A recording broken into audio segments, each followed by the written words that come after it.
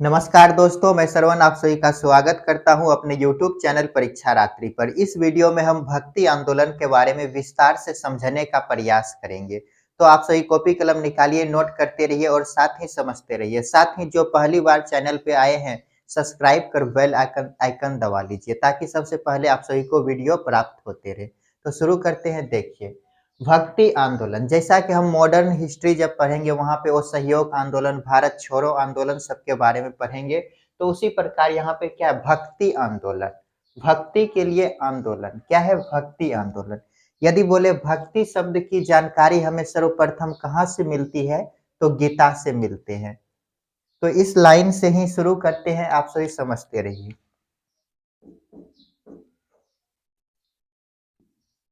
प्रथम जानकारी कहाँ से मिलती है? गीता से। और यदि बोले भक्ति का अर्थ क्या होता है, तो ईश्वर की प्रार्थना करना। अर्थ ईश्वर की प्रार्थना करना। और यदि इसका ऑब्जेक्ट उद्देश्य देखे क्या होगा,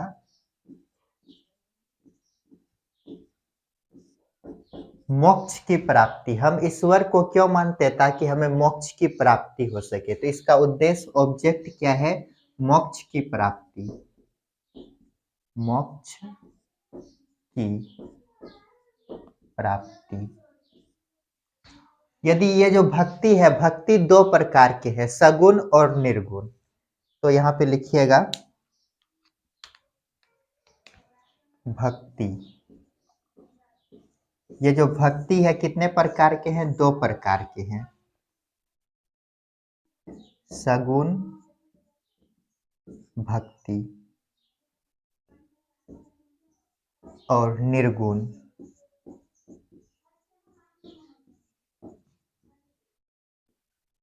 भक्ति। ये सगुण भक्ति और निर्गुण भक्ति क्या है? तो सगुण भक्ति में ईश्वर के मूर्ति का पूजा होता है। इसमें क्या होता है? मूर्ति की पूजा। मूर्ति की पूजा। ये भक्ति आंदोलन के यदि एक हम देखें उदाहरण, तो इसमें हम मीराबाई को रख सकते हैं। कौन आ जाएगा? मीराबाई। मीराबाई। ये जो मीराबाई है, कृष्ण के मूर्ति का क्या करते थे? पूजा करते थे।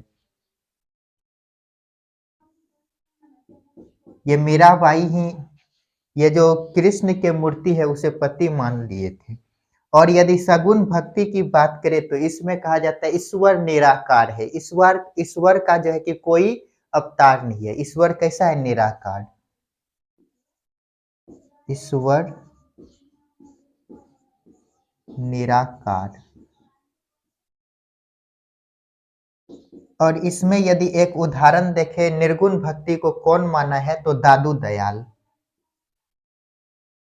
दादू दयाल। तो यहां तक एक बार समझते हैं, उसके बाद आगे देखेंगे। तो देखिए, भक्ति आंदोलन की प्रथम भक्ति का हमें प्रथम जानकारी कहाँ से मिलती है, किससे मिलती है? तो गीता। ये जो गीता है इससे हमें भक्ति की जानकारी मिलती है। और यदि इसका अर्थ देखें तो क्या है? ईश्वर की प्रार्थना या आराधना करना, ईश्वर में लीन हो जाना। और इसका ऑब्जेक्ट क्या है? तो मोक्ष की प्राप्ति। हम ईश्वर को क्यों मानते हैं? ताकि हमें मोक्ष की प्राप्ति हो सके। और ये जो भक्ति है ये कितने प्रकार के हैं? दो प्रकार के हैं। कौन कौन सा? सगुण और निर्गुण। सगुण क्या है? तो इसमें ईश्वर की मूर्ति बनाकर उसकी पूजा करते हैं। और इसका यदि देखें हम एक उदाहरण में, तो मीराबाई जो कि सगुण भक्ति का उदाहरण है। और यदि निर्गुण देखें तो इसमें कहा जाता है ईश्वर का कोई रूप नहीं है। ये क्या है? निराकार है। हर जगह क्या है? ईश्वर विद्वान है। तो इसके उदाहरण कौन है? दादू दयाल। जल्दी से यहाँ तक नोट कीजिए और आगे देखते हैं। तो चलिए इसको मिटाते हैं और आगे देखते हैं।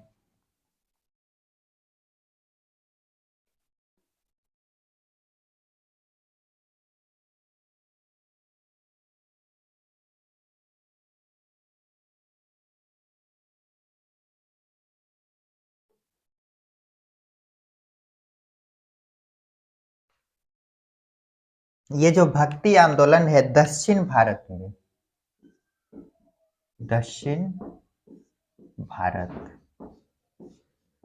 दक्षिण भारत की यदि बात करें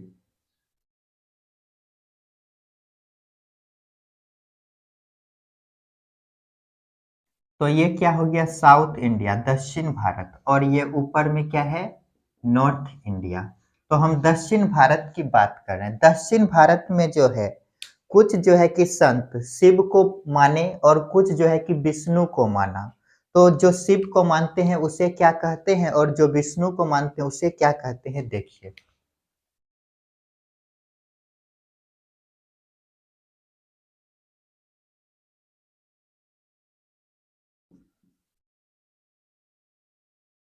विष्णु और भगवान शिव।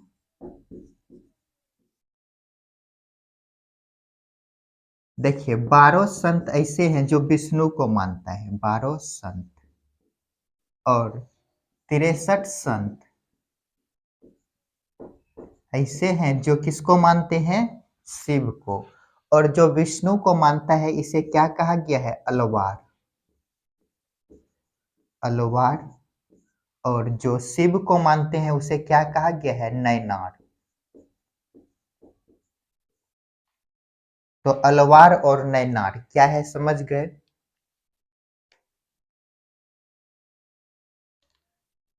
तो देखिए, दक्षिण भारत में जो विष्णु को मानते हैं उसे क्या कहते हैं? अलवार। ऐसे संत कितने हैं? 12। और दक्षिण भारत में नैनार, ये जो कि शिव की पूजा करते हैं उसे क्या कहा गया है? नैनार। ऐसे संत कितने हैं? 63। इनको जल्दी से नोट कीजिए।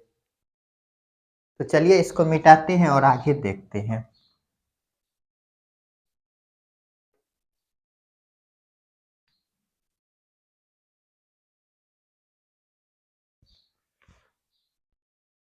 तो देखिए क्या देखें हम? दक्षिण भारत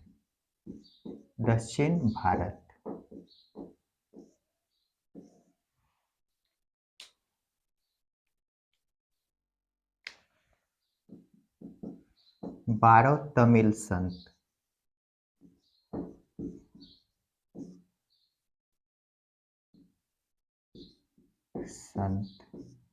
किसकी पूजा करते हैं? विष्णु की। इसे क्या कहा गया है? अलवार।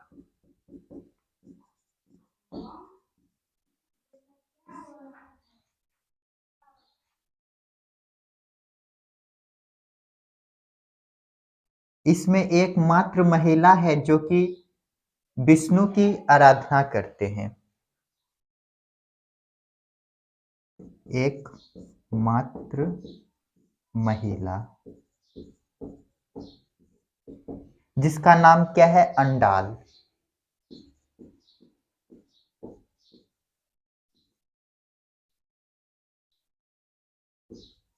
ये जो अंडाल है इसे दक्षिण भारत की मीरा कहा गया है।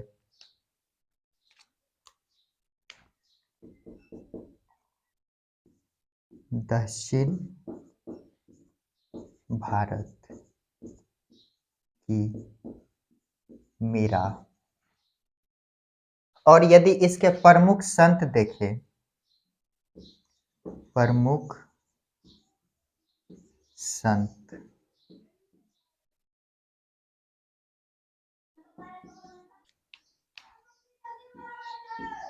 नमालवार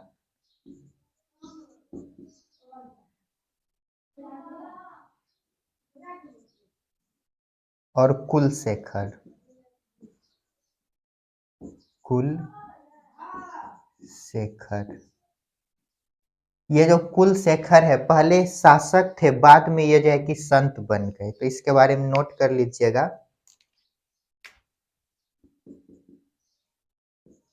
पहले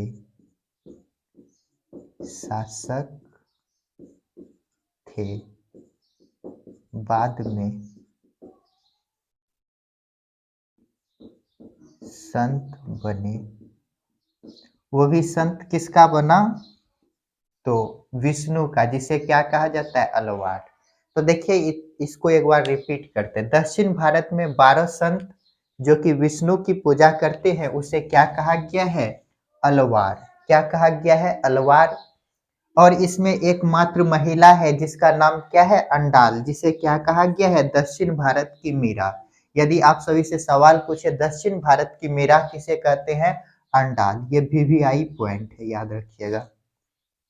और प्रमुख यदि संत देखे इसके कौन है तो दो नाम याद रखिएगा, नमालवार और कुलशेखर। ये जो कुलशेखर है पहले शासक थे, बाद में क्या बनता है? ये संत बनते हैं। जल्दी से इनको नोट कीजिए। तो चलिए इसको मिटाते हैं और आगे देखते हैं।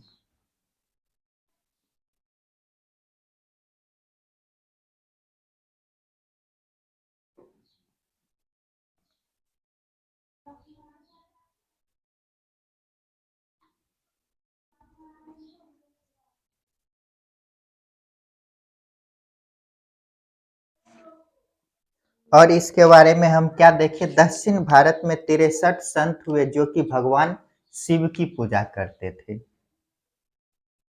63 संत लॉर्ड शिवा, भगवान शिव। इसे क्या कहा गया है? नैनार।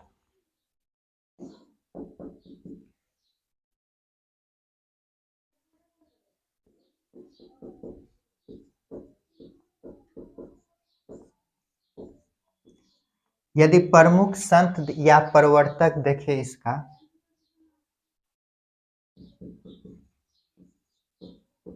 प्रमुख संत शंकराचार्य,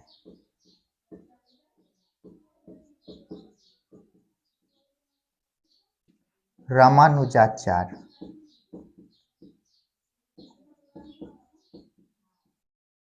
निम्बकाचार्य,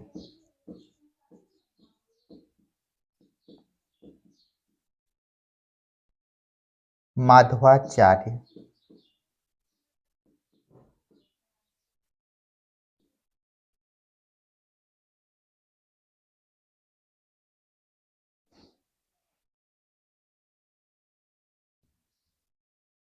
रामानंद, कबीर, गुरु नानक,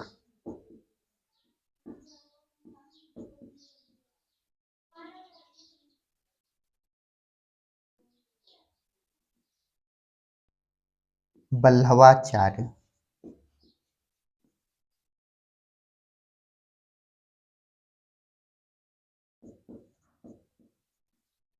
चैतन्य महाप्रभु,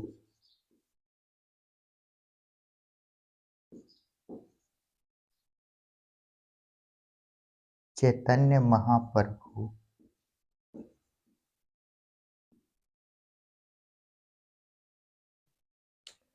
ये जो शंकराचार्य है इसे प्रथम महान शासक कहा गया है। फर्स्ट महान शासक, महान संत, महान संत कहा गया है। और यदि देखें उत्तर भारत में भक्ति आंदोलन को विस्तार किसने दिया? तो रामानंद। उत्तर भारत में भक्ति आंदोलन का प्रचार किसने किया? रामानंद। उत्तर भारत में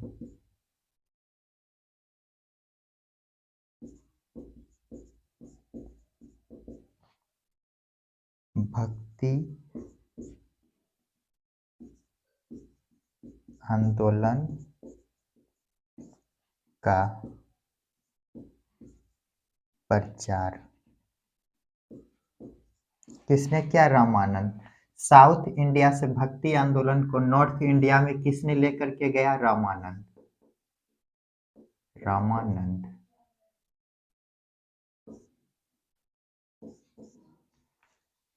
तो देखिए यहां तक क्या देखे हम, दक्षिण भारत में 63 संत ऐसे हैं जो कि भगवान लॉर्ड शिव की पूजा करते हैं, जिसे क्या कहा गया है? नैनार।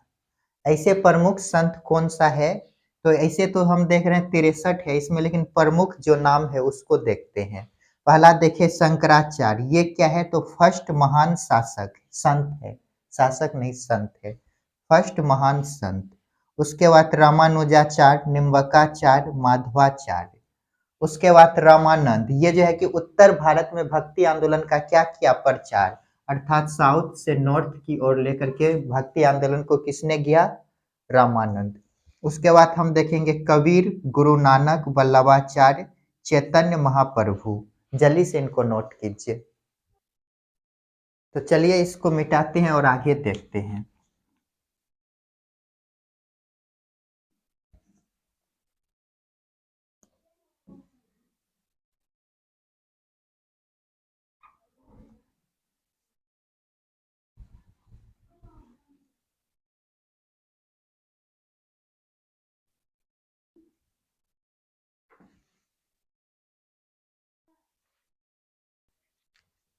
तो एक डायग्राम बनाइएगा, प्रवर्तक और मत, अर्थात एक तरफ लिखिएगा संत का नाम और इसके द्वारा दिया गया मत क्या है। तो पहले संत का नाम देखिए,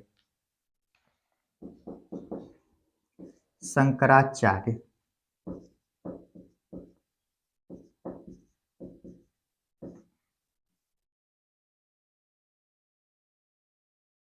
माधवाचार्य, निम्बकाचार्य,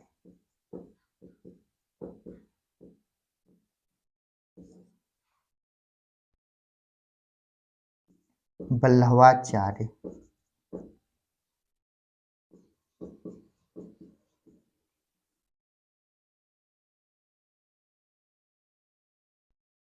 रामानुजाचार्य।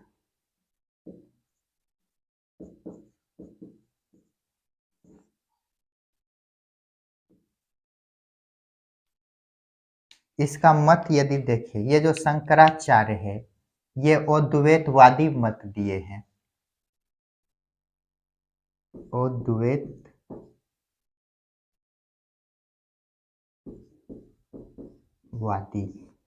और ये जो माधवाचार्य है द्वैतवादी।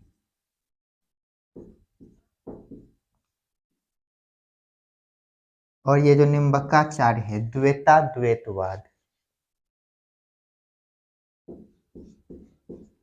द्वैतवाद।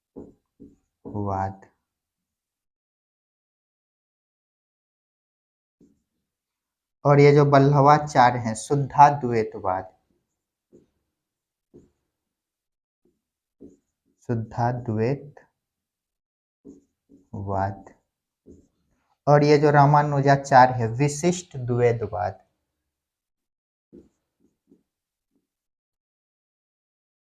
विशिष्टता द्वैतवाद।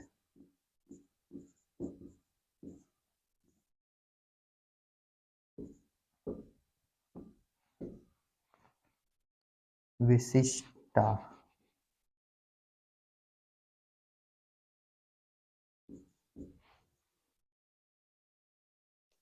तो ये डायग्राम को आप सभी याद रखिएगा, इससे एक पॉइंट जो है कि पूछा जाएगा, काफी वीवीआई ये डायग्राम बनेगा। यहाँ पे लिख देते हैं वीवीआई। तो देखिए एक बार हम रिकॉल कर देते हैं, एक तरफ संत लिखे हैं एक तरफ मत। ये जो शंकराचार्य है इसने कौन सा मत दिया? अद्वैतवाद, अर्थात ब्रह्म ही क्या है? सत्य है। और माधवाचार्य ये कौन सा मत दिए हैं? द्वैतवाद। और निम्बकाचार्य ये कौन सा मत दिया है? द्वैतवाद का। और वल्लभाचार्य ये कौन सा मत दिए हैं? शुद्धाद्वैतवाद का।